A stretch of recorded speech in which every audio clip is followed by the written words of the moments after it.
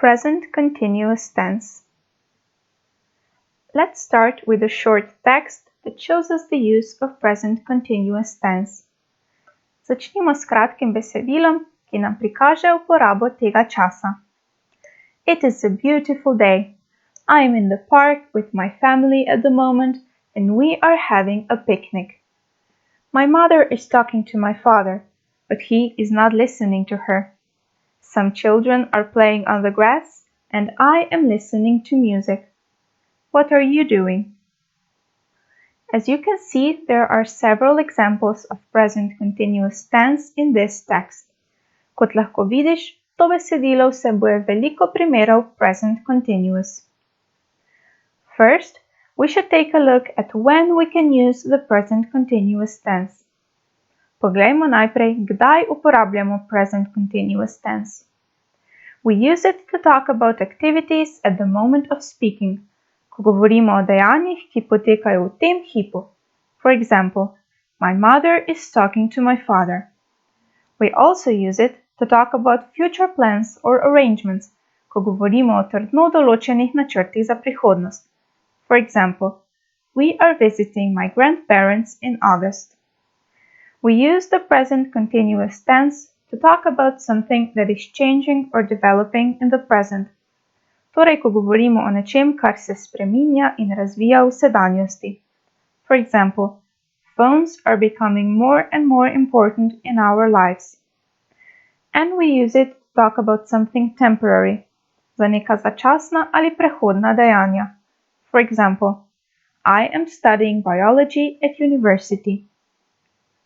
All of these sentences are in affirmative form. Vse te povedi so v trdilni obliki. Let's take a look at how you form affirmative sentences in present continuous tense. Poglejmo, kako tvorimo trdilne povedi v času present continuous tense. First, we need a subject. Najprej potrebujemo osebo. Then, we need the present tense of the verb be. Potrebujemo še pomožni glagol biti. And the verb be is followed by the ing form of a verb. Pomožnemu glagolu biti sledi glagol, ki mu na koncu dodamo ing. For example, I am listening to music.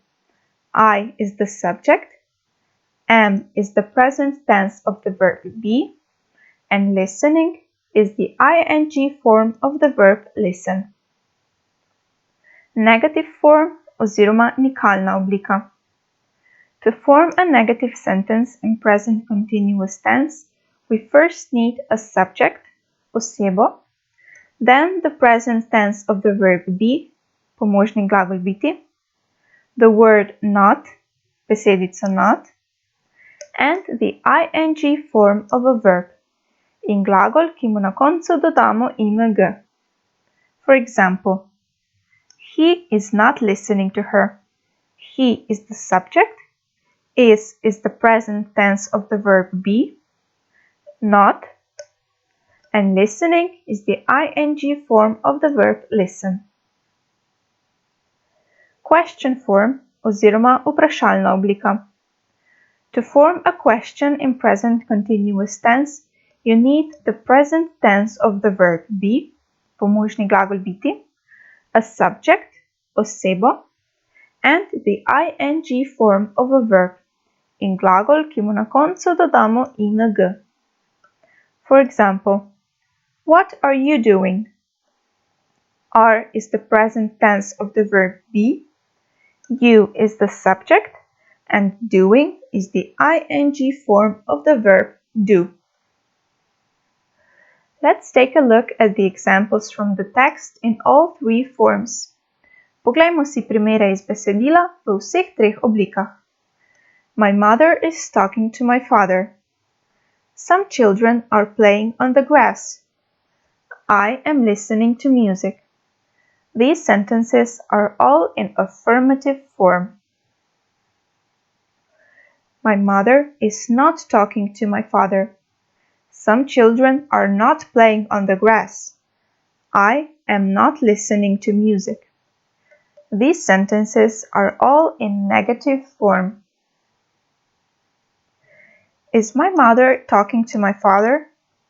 Are some children playing on the grass? Am I listening to music? These sentences are all in question form.